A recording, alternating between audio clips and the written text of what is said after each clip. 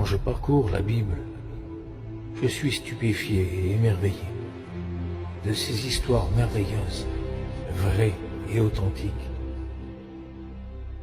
De quel a été le secret de son sang pour terrasser ce lion? Et comment cette femme a été guérie en touchant simplement un vêtement? Comment Abraham a pu-t-il offrir son fils? Et Jonas a été emmené du plus profond des mers et par une prière sincère a été déposé au bord de la mer. Quand sur le lac de Galilée la tempête a frappé, les disciples en étaient effrayés, mais en un instant il s'est réveillé et le vent et la mer se sont calmés. Et sur le chemin, l'aveugle Bartimée a crié et fut exaucé. Mais comment Moïse a pu ouvrir la mer? Et Joseph, vendu par ses frères, a pardonné les bras ouverts.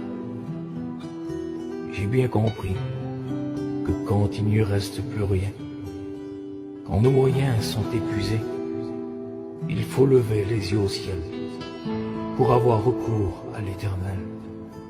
J'ai bien compris que tous ces prodiges et ces miracles qu'il s'est passé, c'est bien le Dieu Tout-Puissant qui a agi et guéri avec ses hommes et ses femmes dans la parole de Dieu.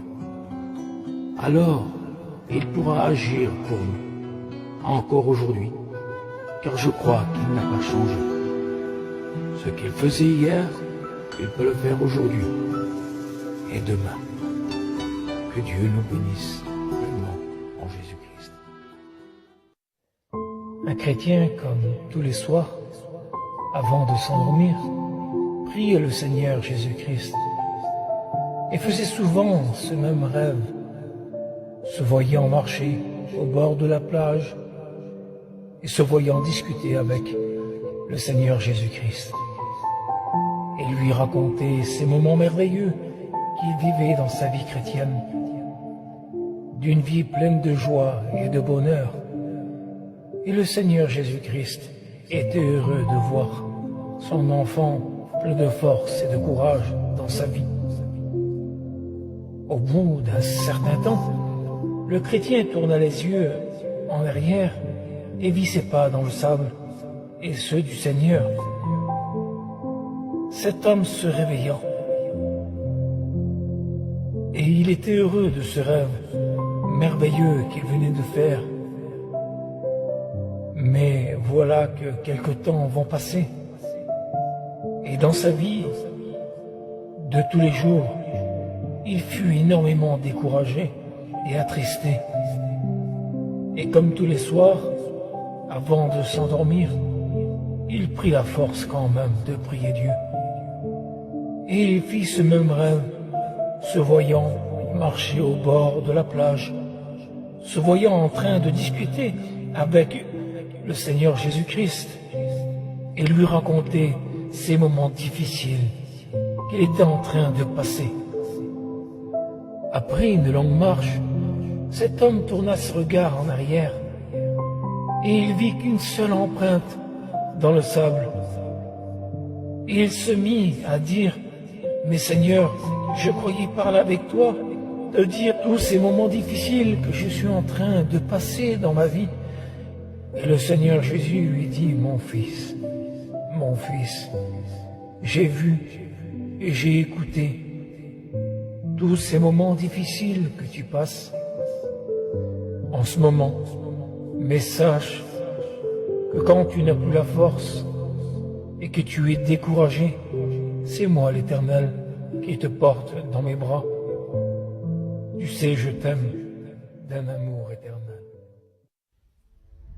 Dans la vallée de la bataille, les soldats sont effrayés. Saül, avec sa haute taille, n'a pas le courage d'affronter le géant qui s'avançait tous les jours pour insulter les soldats du Dieu des armées.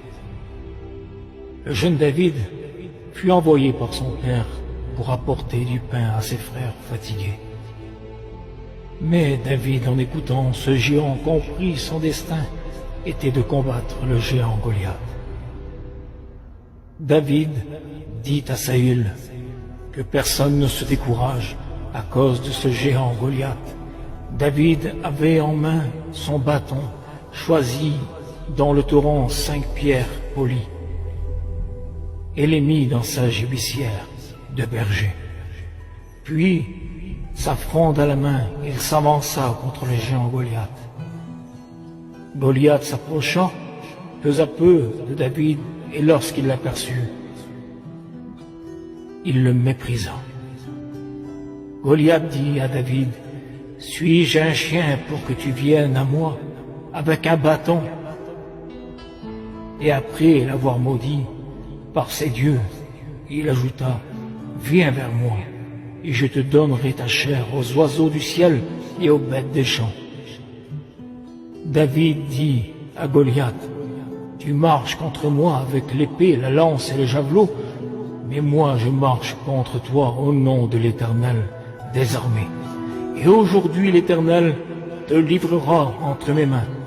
Je t'abattrai, et toute la terre saura qu'Israël a un Dieu, et toute cette multitude saura que ce n'est ni par l'épée, ni par la lance que l'Éternel sauve, car la victoire appartient à l'Éternel. » Vous savez, mes frères et sœurs et amis, dans notre vie, nous avons un Goliath en face de nous. Et par la prière, nous pouvons, avec l'Éternel, combattre ce géant et le terrasser et donner gloire à l'Éternel. Que Dieu vous bénisse pleinement. Dans ces moments que tu vis de fatigue et de faiblesse, dans les divers domaines de ta vie, Dieu te donne la force de te relever et de continuer à lancer le filet qui représente tes prières. Tu sais, l'ennemi de nos âmes n'a pas peur quand tu chantes à l'église. Il n'a pas peur quand tu vas à la réunion, mais il a peur lorsque tu plies les genoux et que tu pries. Peut-être qu'il y a pas mal de temps que tu as lancé le filet, qui est ta prière. Il y a peut-être des années, des mois, des semaines, et tu n'as encore rien pris. Tu es présentement à bout de souffle. Mais Dieu te dit, en ce moment même, continue. Continue encore de lancer le filet, qui est ta prière. Ne laisse pas la fatigue dominer sur toi. Comme le Seigneur Jésus a pu dire, l'esprit est bien disposé, mais la chair est faible. Alors l'Éternel te dit, je te fortifie maintenant. Ouvre ta Bible, car c'est là que commence la guérison. Un jour, tu pleureras, non pas parce que quelqu'un t'aura blessé, mais parce que Dieu a répondu à tes prières. Et quiconque s'attaque à un enfant de Dieu croisera Dieu sur son chemin. Que les blessures intérieures que vous portez soient guéries par la puissance de Dieu. Vous savez, il m'aimait trop pour me laisser suivre ma propre voie. Il est venu m'arracher aux ténèbres. Ne sois pas esclave du regard des autres, de ce qu'ils pensent de toi. Ta vie ne dépend pas des hommes, mais de Dieu. Tu sais, tu n'as rien fait. Pourtant, on te déteste. C'est la lumière en toi qui dérange leurs ténèbres.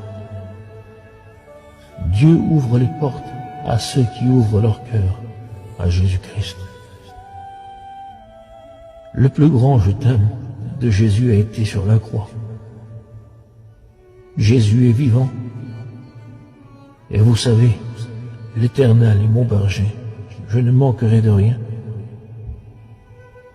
Et je suis avec vous jusqu'à la fin du monde. Que Dieu vous bénisse, mes frères et sœurs et amis. On veut être des Moïse et Élie, mais sans le désert. On veut être des Noé, mais sans le déluge. On veut être des Josué, sans les murs de Jéricho. On veut être des David, mais sans Goliath en face de nous. On veut être des Job, mais sans la souffrance. On veut être comme les compagnons de Daniel, sans la fournaise ardente. On veut être des Daniel, mais sans la fosse au lion. On veut être des Paul, sans les tribulations. On veut ressembler à Jésus-Christ, mais sans porter la croix. Nous voulons être ces hommes de la Bible, mais en tout cela, sans les épreuves qu'ils ont traversées. Ils n'auraient pas été ces hommes de Dieu. C'est dans les épreuves que Dieu nous forme, qu'on grandit. Il faut accepter les épreuves. Dieu ne fait rien en vain. Chacune d'elles sert à notre croissance spirituelle. Alors Jésus dit à ses disciples, « Si quelqu'un veut venir après moi, qu'il renonce à lui-même, qu'il se charge de sa croix et qu'il me suive. » Apocalypse 3, verset 10.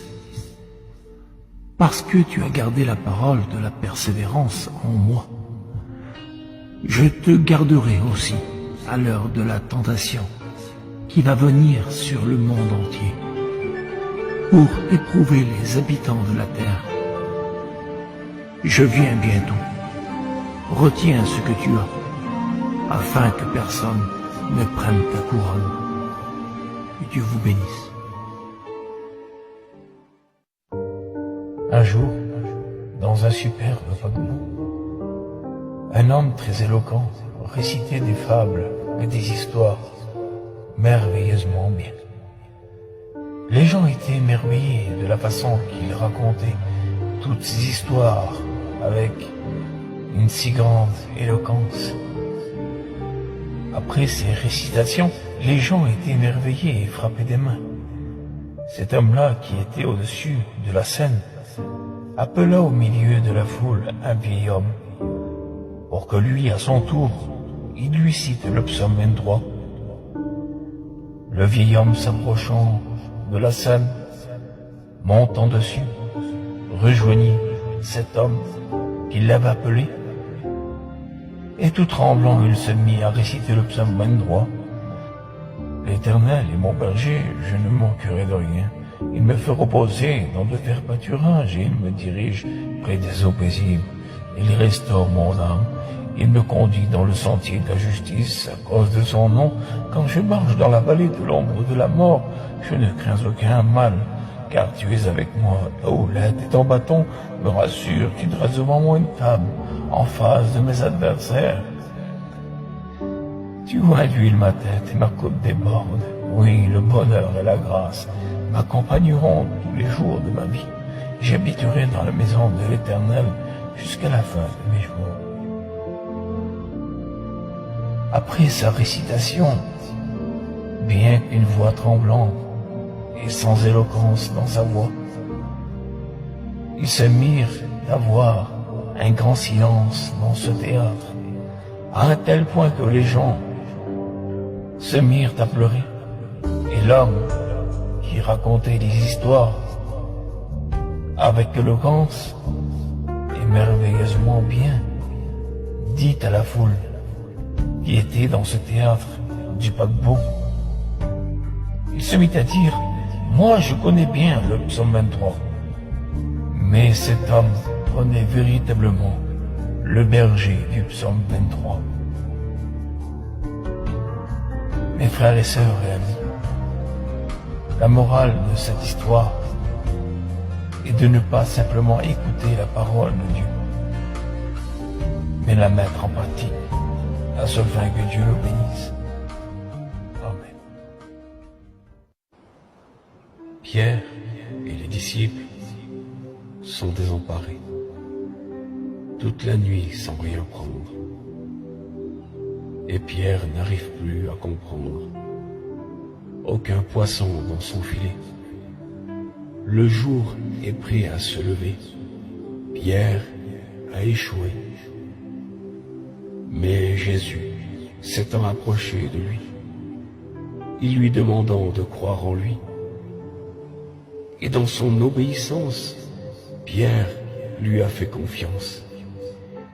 Il lui dit, Seigneur, sur ta parole, je jetterai le filet.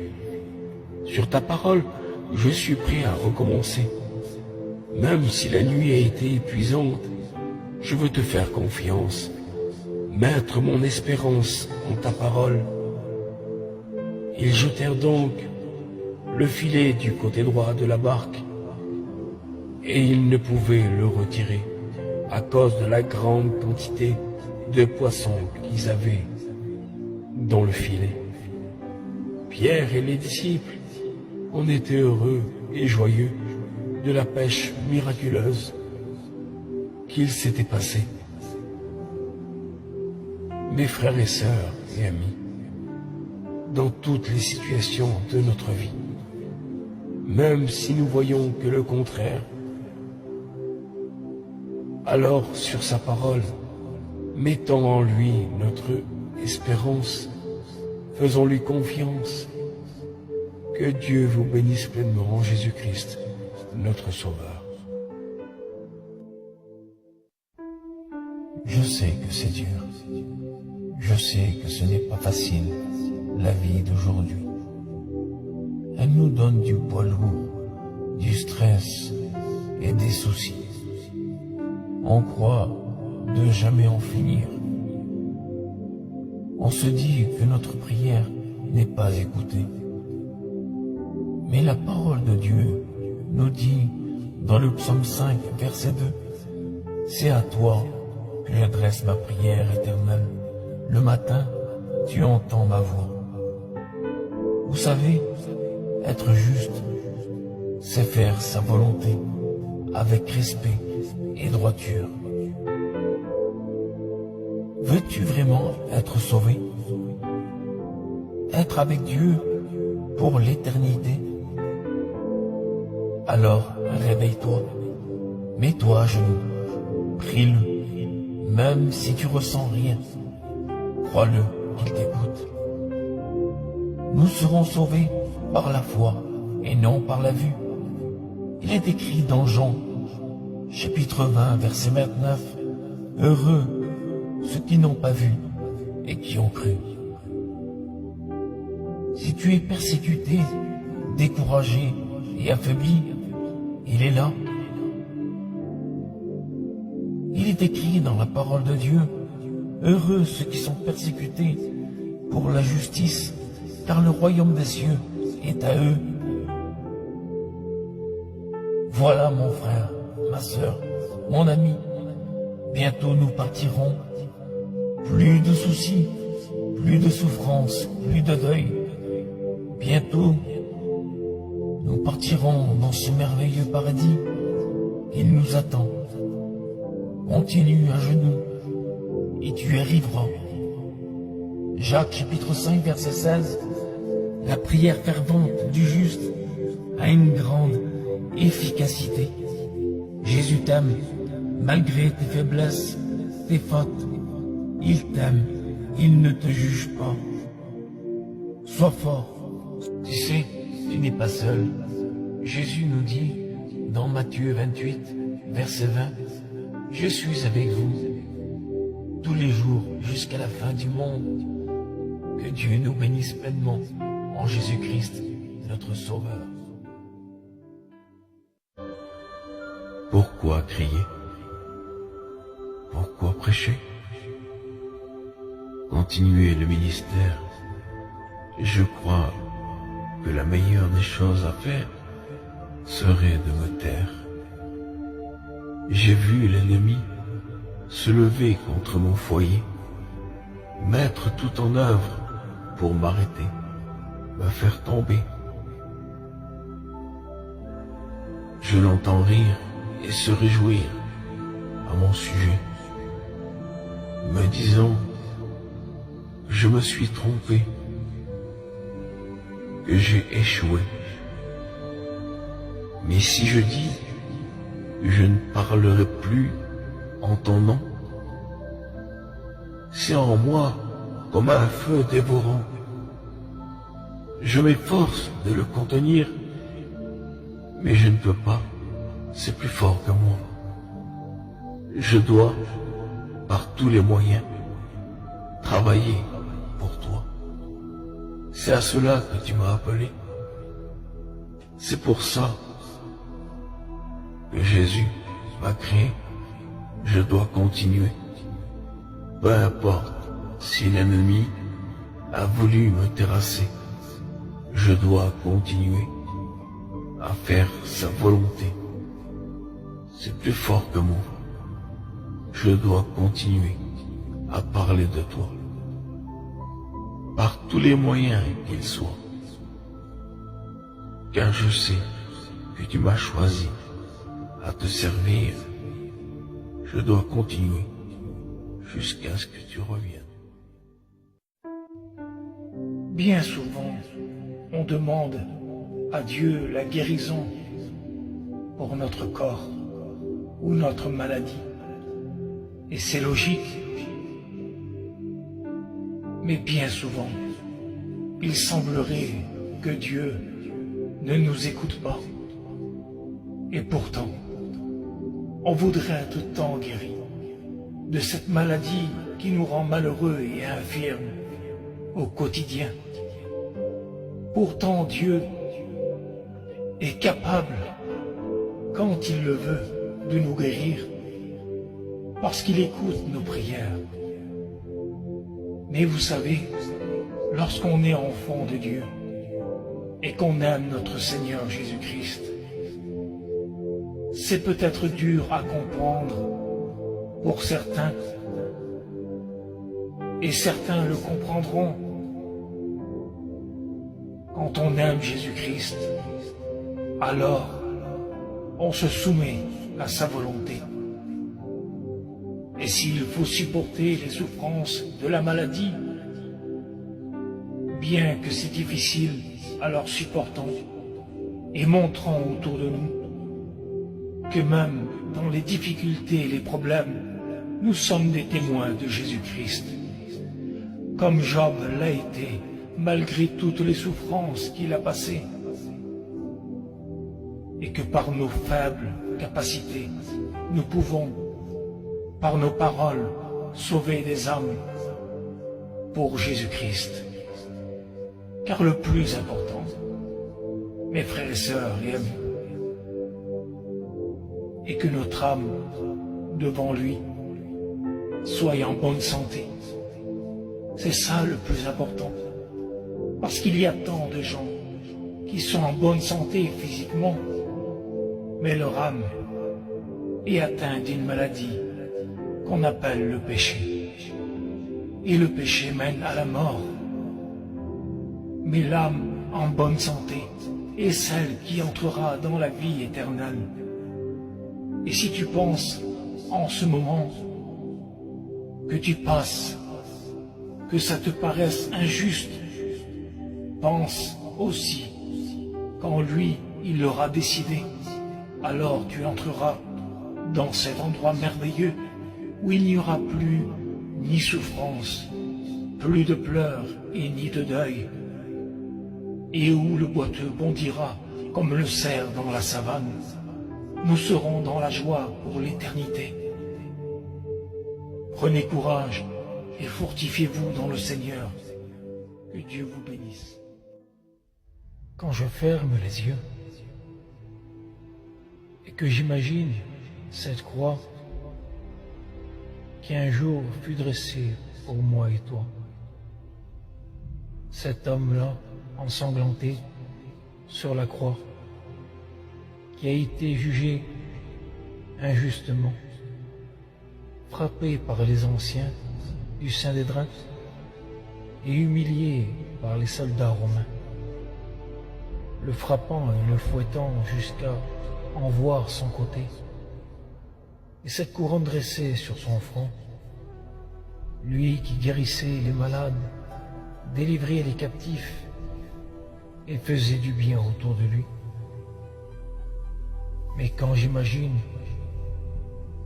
que son amour pour l'humanité l'a poussé à mourir en croix et n'a pas regardé à se donner comme une proie qui a été arrachée, lequel existant en forme de Dieu et n'a point regardé d'être égal avec Dieu. Mais il s'est dépouillé lui-même en prenant une forme de serviteur, en devenant semblable aux hommes. Et ayant paru comme un simple homme, il s'est humilié lui-même, se rendant obéissant jusqu'à la mort même de la croix.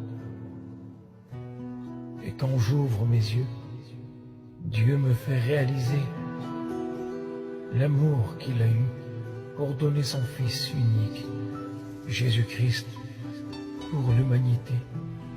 Merci pour ton immense amour trouvé à la croix.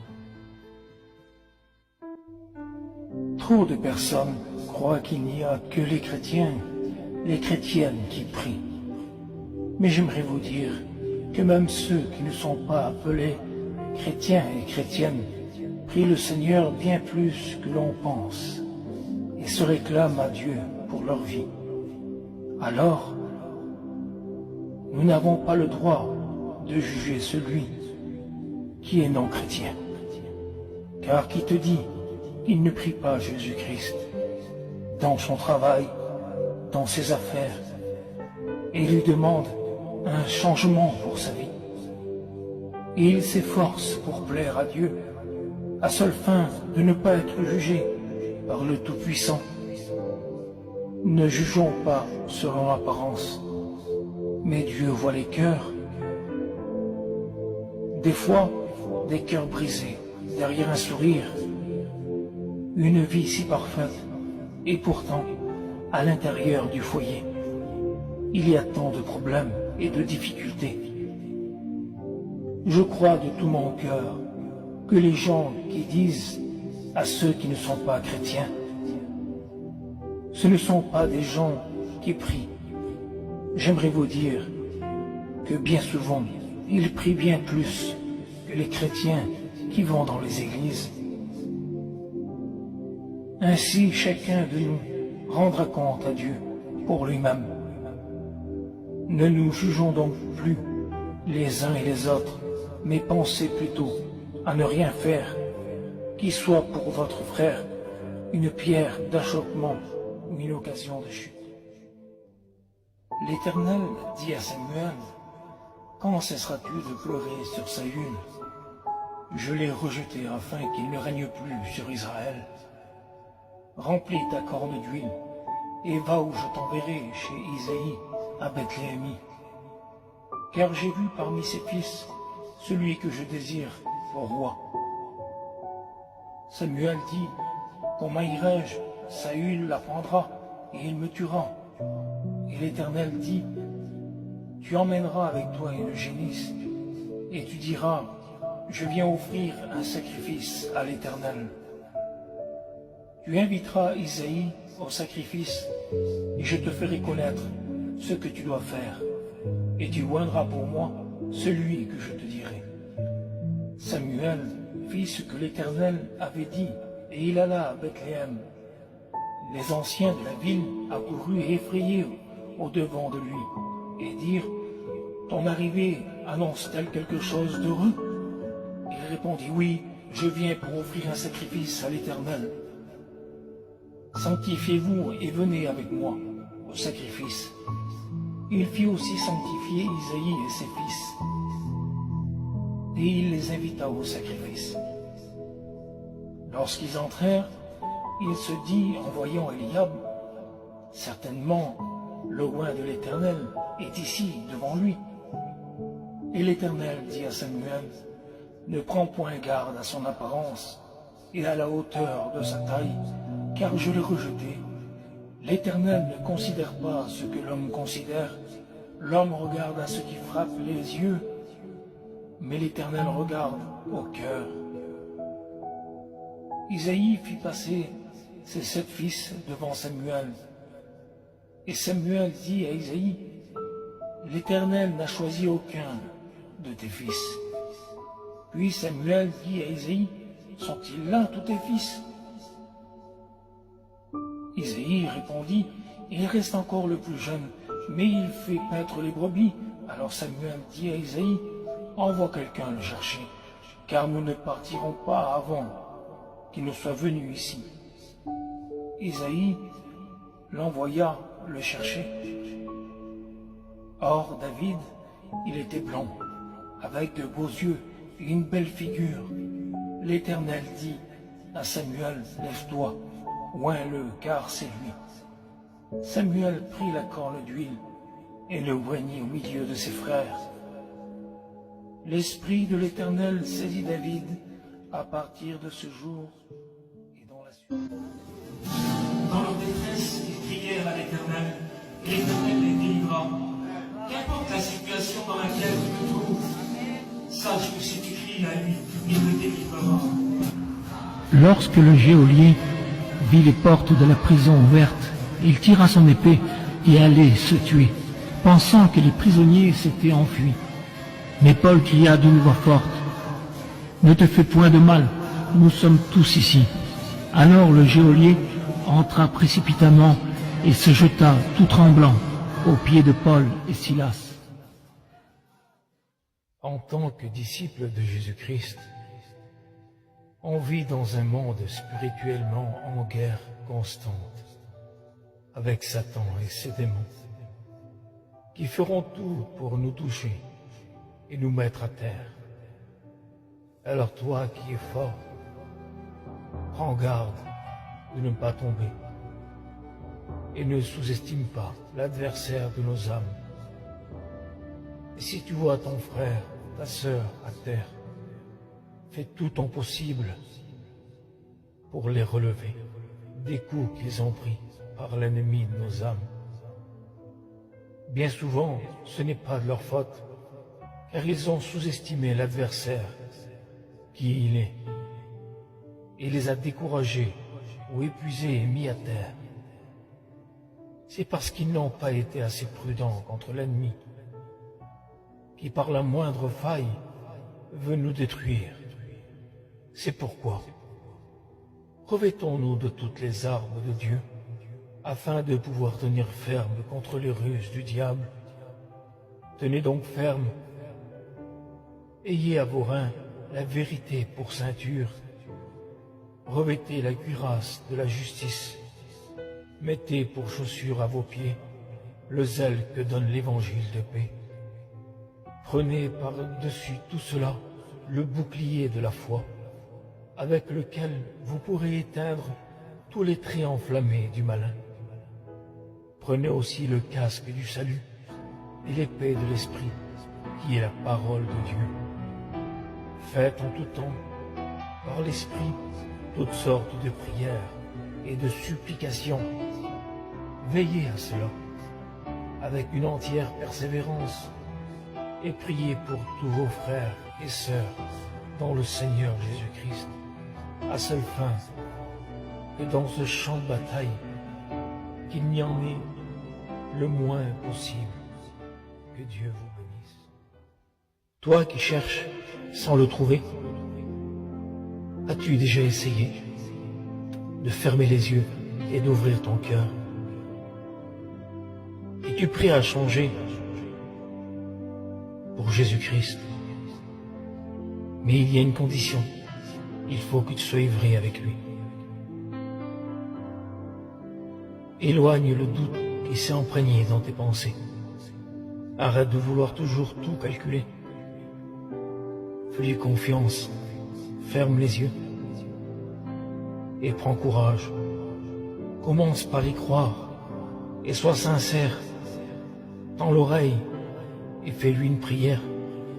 Concentre-toi sur lui et ne regarde pas en arrière. Il descendra et te parlera. N'endurcis pas ton cœur, mais entends sa voix. Considère qu'il est Dieu et avoue toutes tes erreurs. Et tes yeux s'ouvriront. Tiens bon, Jésus est là. Prends courage. Ça fait combien de temps que tu es toujours comme ça?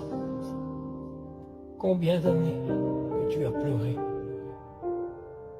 Et ça n'a toujours pas changé. Il est là, oui.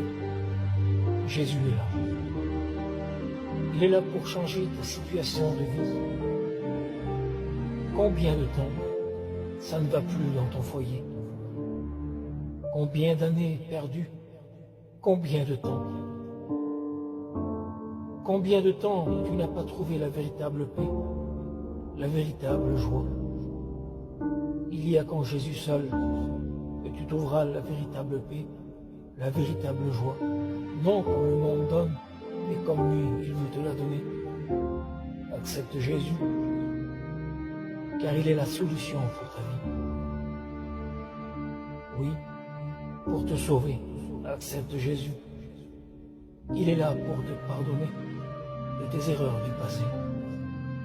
Jésus est là pour te pardonner de ton péché. Que Dieu te bénisse pleinement.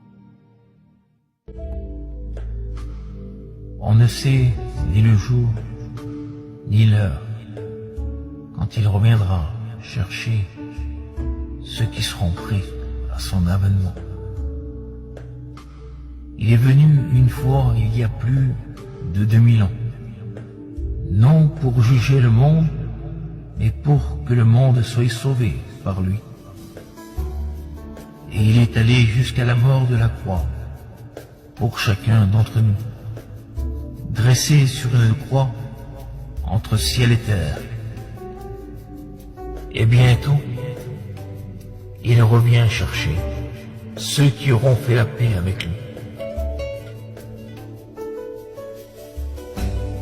Il ne nous condamne pas en ce moment, et par nos mauvais choix, il peut être notre juge à chacun. Il est encore temps, mon ami, mon frère, ma sœur, de faire la paix avec lui et de l'accepter, à seule fin d'être prêt lorsqu'il viendra nous chercher. À nous de faire le bon choix, de lui être fidèle et sincère jusqu'à ce qu'il revienne chercher tous ses enfants du monde entier. Que Dieu nous bénisse à chacun d'entre nous. Amen. Je veux aujourd'hui faire l'examen de ma vie. Mon être entier a besoin d'être renouvelé, car je reconnais ma faiblesse et mon infirmité. Mon désir pour Dieu, peu à peu, s'est arrêté. On s'habitue à vivre sans la prière. On suit Jésus, mais un peu à notre manière. On manque de tout. On ne voit plus la lumière. Avec le temps, on devient pauvre spirituellement. Jésus, j'ai besoin de m'humilier devant toi. Je veux retrouver ce cœur pur et disposé. Je dépose ma vie à tes pieds.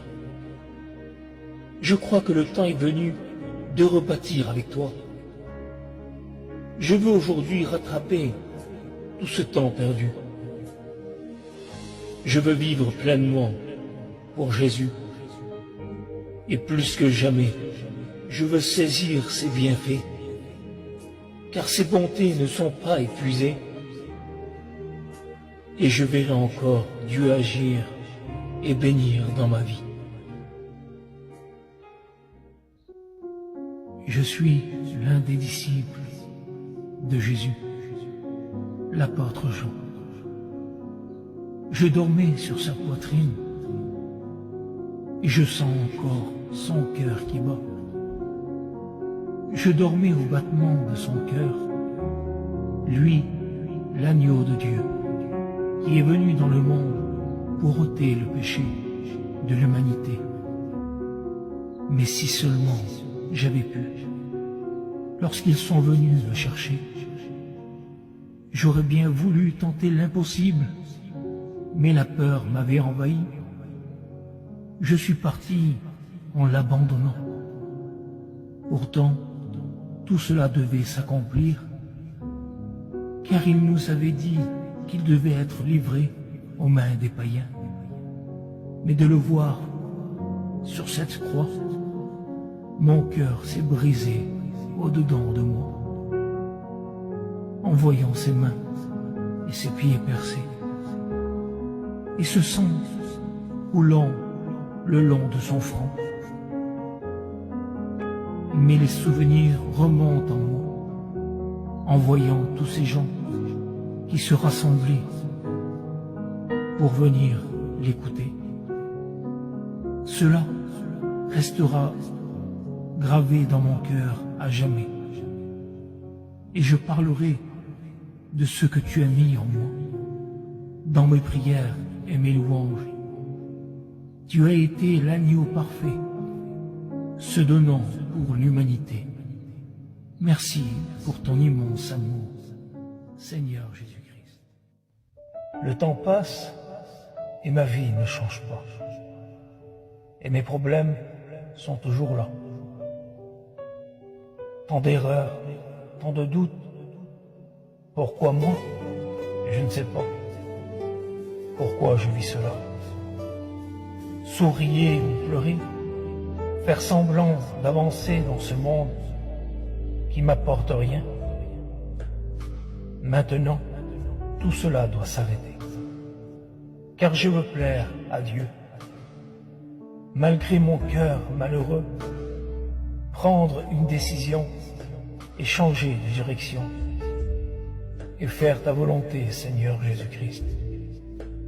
C'est le but que je me suis fixé. Regarder de l'avant pour recevoir l'onction.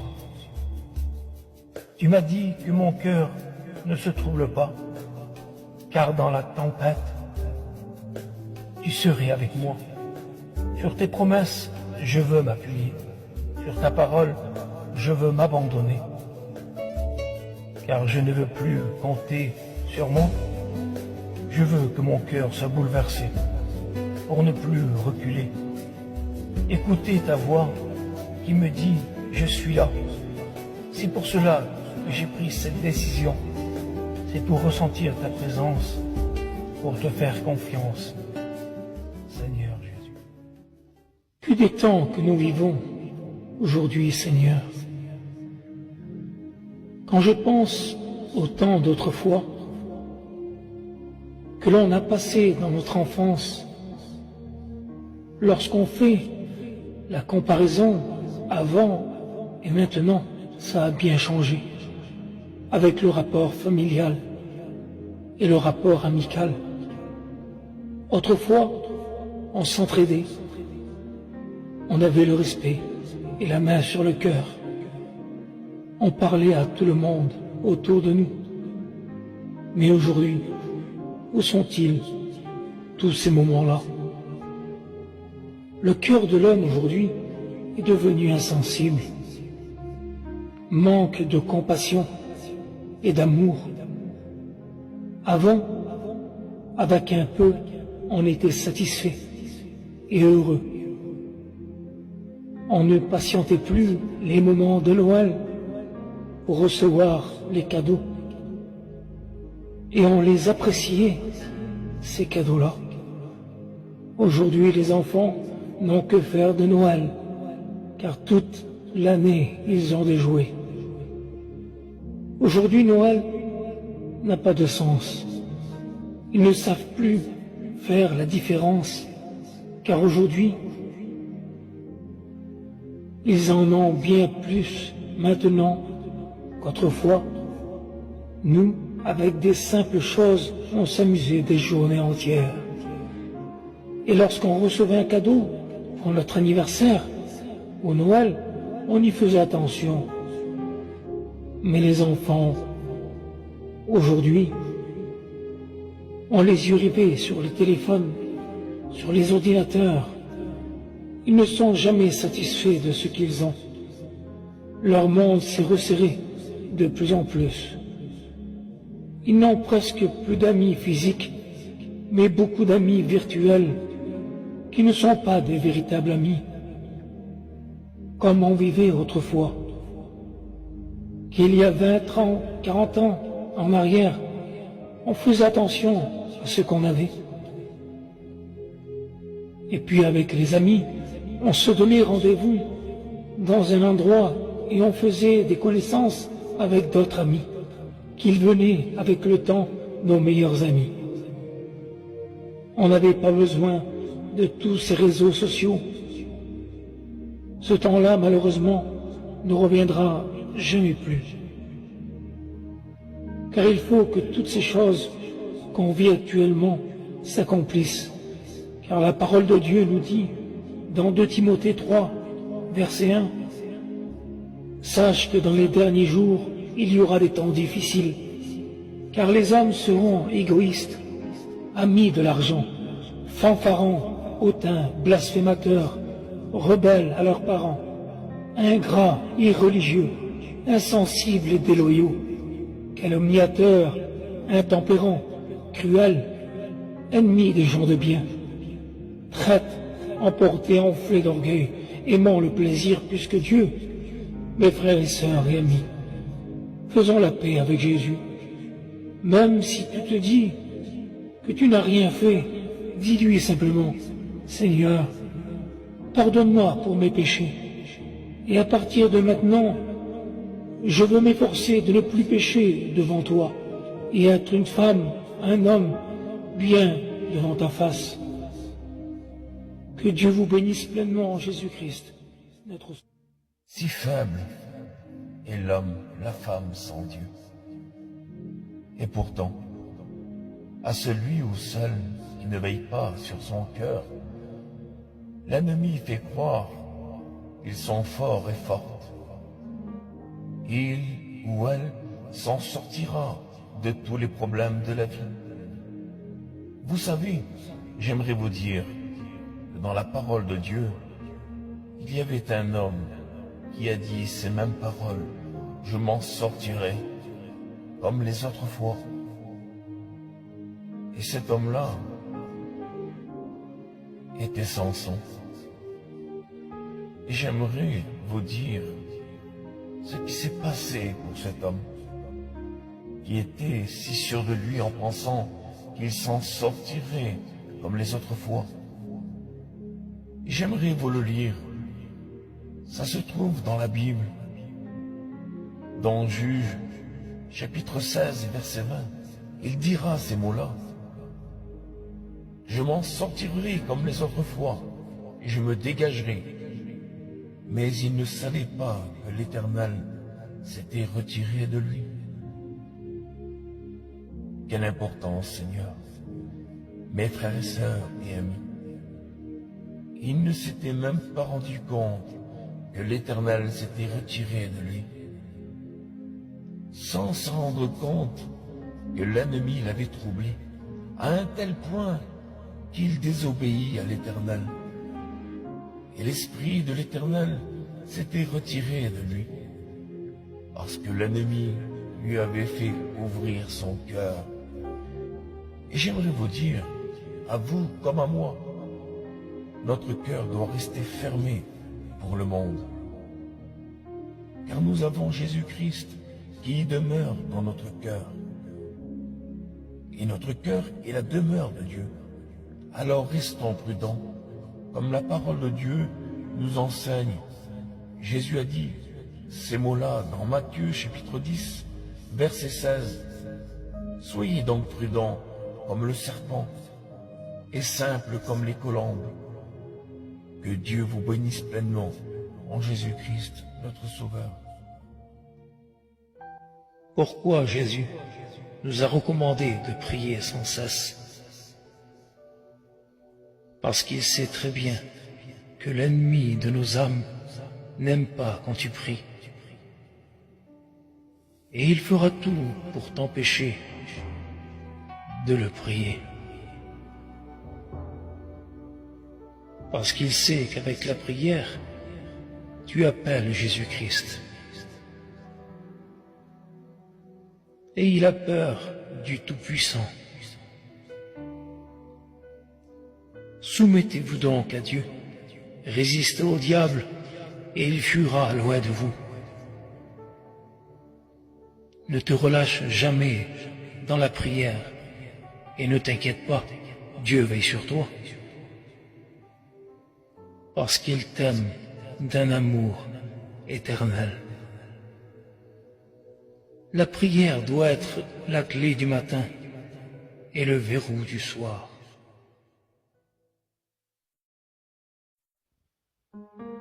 De quoi sommes-nous capables pour notre téléphone portable que l'on a acheté? On veut le meilleur pour lui. On lui achète une coque, un verre trempé, pour qu'il n'ait aucune rayure, aucune casse. On y prend soin. Il ne nous quitte jamais. Et si on l'oublie chez quelqu'un, peu importe la distance, on va le chercher. Et si on le perd, ou si on nous le vole, on fera tout ce qui est à notre pouvoir pour le retrouver. Et pourtant, la triste réalité est que si l'on ferait pareil avec notre vie chrétienne, et que l'on prendrait soin de notre salut, que Jésus-Christ a donné gratuitement en se donnant à la croix du calvaire, on serait tellement bien avec notre Dieu.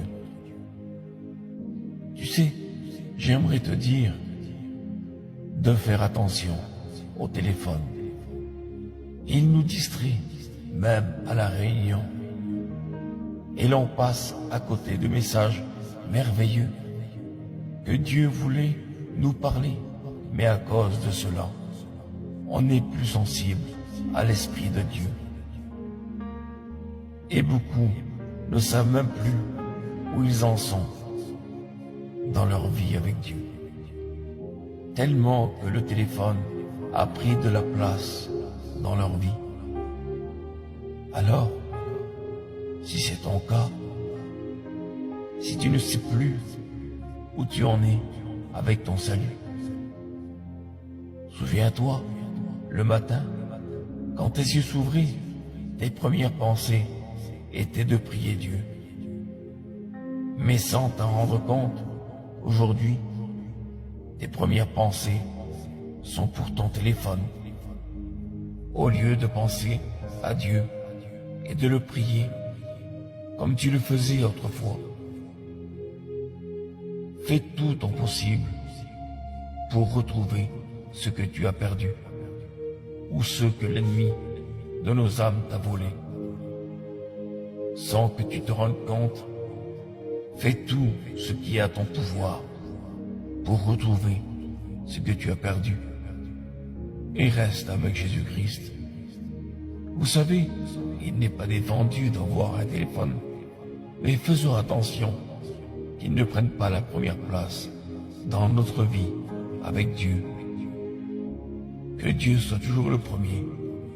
Que Dieu vous bénisse pleinement en Jésus-Christ, notre Sauveur. Éloigne-toi de la colère, ça ne blesse que toi.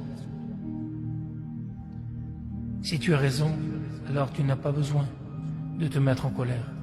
Et si tu as tort, tu n'as pas le droit de te mettre en colère non plus. La patience avec la famille, c'est l'amour. La patience avec les autres, c'est le respect.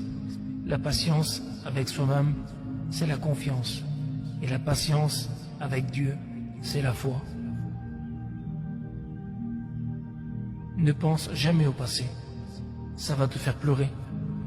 Ne réfléchis pas trop au futur. Cela va te faire peur. Vis le moment présent. En souriant. Cela va t'encourager. Chaque épreuve dans la vie nous rend pire ou meilleur. Chaque problème survient pour nous bâtir ou nous détruire. Le choix est entre nos mains. Nous pouvons perdre ou gagner. Les belles choses ne sont pas toujours bonnes, mais les bonnes choses sont toujours belles. Sais-tu pourquoi Dieu a créé des espaces entre nos doigts? Pour que la personne qui est spéciale pour toi puisse remplir ce vide en te tenant la main pour toujours. Le bonheur te rend doux, alors essaye de rester heureux autant que tu le peux. Dieu nous a envoyés en paire. Quelqu'un, quelque part, est fait pour toi. Tu n'as qu'à attendre le bon moment. Que Dieu vous bénisse, mes frères et sœurs. Il y a des jours où je me sens las, des jours où je n'y arrive pas à atteindre les sommets. Mais il faut bien le reconnaître, je ne suis pas au pied de la montagne, sérieusement. Et je me trouve seul dans mes difficultés. Seigneur, donne-moi du zèle, à seule fin que par la foi, j'atteigne les rives éternelles et que j'épuise mes forces en toi. Je trouve Jésus dans le vent, je trouve Jésus dans la pluie, et il est dans le ciel bleu. Et le plus important, c'est que je veux qu'il vit dans mon cœur. S'il y en a qui ont un Dieu qui ne parle pas, qui ne les exauce pas, c'est qu'il n'existe pas. Mais si tu crois en Jésus-Christ, alors tu le trouveras dans le beau temps comme dans le mauvais temps, dans les temps de pluie, dans les temps de vent.